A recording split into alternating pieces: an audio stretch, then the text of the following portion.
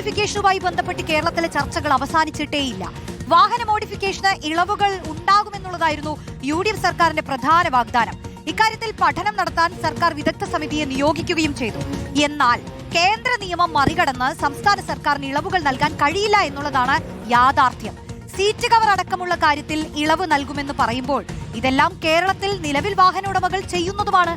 റഹീസ് റഷീദ് ചേരുന്നു കൂടുതൽ വിവരങ്ങളുമായി. റഹീസ്, ഒന്നാമത് ഈ വാഹന മോഡിഫിക്കേഷൻ ഒക്കെ നടത്താം, പിള്ളേരല്ലേ എന്നൊക്കെയായിരുന്നു സർക്കാരിന്റെ വാദങ്ങളെങ്കിലും അധികാരത്തിൽ വന്നതിന് ശേഷം ഇത് ട്രോളായി മാറുന്ന ഒരു അവസ്ഥയാണ് നമ്മൾ കണ്ടത്.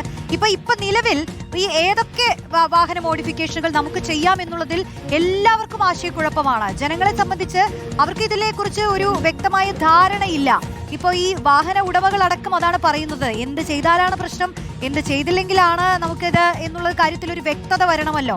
മറ്റൊന്ന്, ഈ ചട്ടലംഘനങ്ങളാണ് ഉണ്ടാവുക ഇങ്ങനെ നടത്തിയാൽ തന്നെ.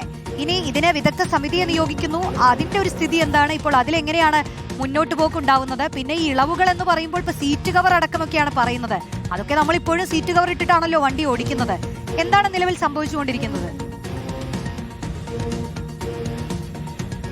റോഷ്നി, തെരഞ്ഞെടുപ്പിൽ വലിയ വാഗ്ദാനം അന്നത്തെ പ്രതിപക്ഷ നേതാവായ ഇന്നത്തെ മുഖ്യമന്ത്രി വാഹന മോഡിഫിക്കേഷൻ നടത്തുന്ന ആളുകൾക്ക് നൽകിയതാണ്. പിള്ളേരല്ലേ, അവരെ കുറേ മോഡിഫിക്കേഷനൊക്കെ നടത്തി അടിപൊളിയായി നടക്കട്ടെ എന്ന ട്യൂണിലായിരുന്നു VD സതീശൻ്റെ വാക്കും പറച്ചിലുമൊക്കെ.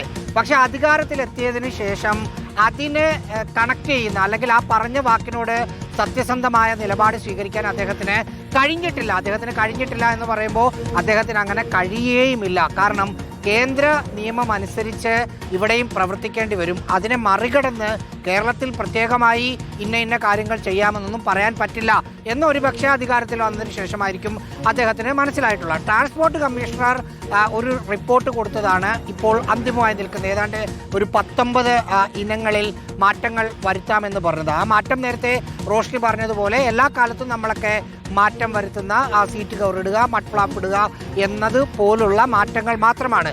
അതല്ലാതെ ശക്തിയുള്ള നല്ല ലൈറ്റ് വെക്കുക, നല്ല ബാസുള്ള സൗണ്ട് സിസ്റ്റം വെക്കുക, സൈലൻസർ നല്ല ശബ്ദമാക്കി ഓടിക്കുക എന്നതടക്കമുള്ള, അല്ലെങ്കിൽ വണ്ടിയുടെ ഒരു മൊത്തത്തിൽ ലുക്ക് ആൻഡ് ഫീൽ മാറ്റുക എന്നതടക്കമുള്ളതാണ് ജെൻസുകൾ ആഗ്രഹിക്കുന്നത്, അല്ലെങ്കിൽ അത് മാറ്റുന്ന ആളുകൾ ആഗ്രഹിക്കുന്നത്.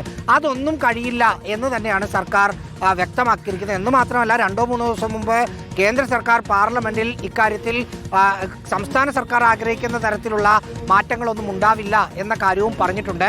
കേന്ദ്ര നിയമത്തിൽ അങ്ങനെ മാറ്റങ്ങളൊന്നും വരുത്താൻ കഴിയില്ല എന്ന കാര്യവും പറഞ്ഞിട്ടുണ്ട്. ചുരുക്കി പറഞ്ഞാൽ, അന്ന് ട്രാൻസ്പോർട്ട് കമ്മീഷണർ റിപ്പോർട്ട് കൊടുത്തു കഴിഞ്ഞ് പ്രതിപക്ഷം ആരോപിച്ച ഒരു കാര്യമുണ്ട്, ഈ സർക്കാർ വന്നു കഴിഞ്ഞപ്പോൾ ഗിയർ ഇടാം, ക്ലച്ച് ഔട്ടാം, ബ്രേക്ക് ചവിട്ടാം, ഇൻഡിക്കേറ്റർ ഇടാം എന്നൊക്കെ പറഞ്ഞുള്ള മാറ്റങ്ങൾ എന്ന പേരിൽ കൊണ്ടുവന്ന ആളുകളെ കളിയാക്കുകയാണ് എന്ന് പറഞ്ഞതുപോലെ തന്നെയാണ് ഏതാണ്ട് മുമ്പുണ്ടായിരുന്നത് തന്നെയാണ് ട്രാൻസ്പോർട്ട് കമ്മീഷണറുടെ റിപ്പോർട്ടിൽ പുതിയ മാറ്റങ്ങളെന്ന് പറഞ്ഞ് വന്നിട്ടുള്ളത്. അതല്ലാതെ പുതുതായി ഒന്നും വന്നിട്ടുമില്ല. അത് വരാനുള്ള സാധ്യത തീരെ കുറവാണ് എന്നാണ് മനസ്സിലാക്കുന്നത്.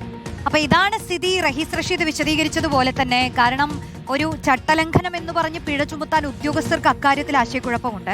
ഏത് തരത്തിൽ മോഡിഫിക്കേഷൻ നടത്തണം എന്നുള്ളതിൽ വാഹന ഉടമകൾക്ക് ആശയക്കുഴപ്പമുണ്ട്. എന്തൊക്കെയാണ് ഇവിടെ നടന്നുകൊണ്ടിരിക്കുന്നത് എന്നുള്ളതിൽ പൊതുജനത്തിന് വലിയ ആശയക്കുഴപ്പമുണ്ട്.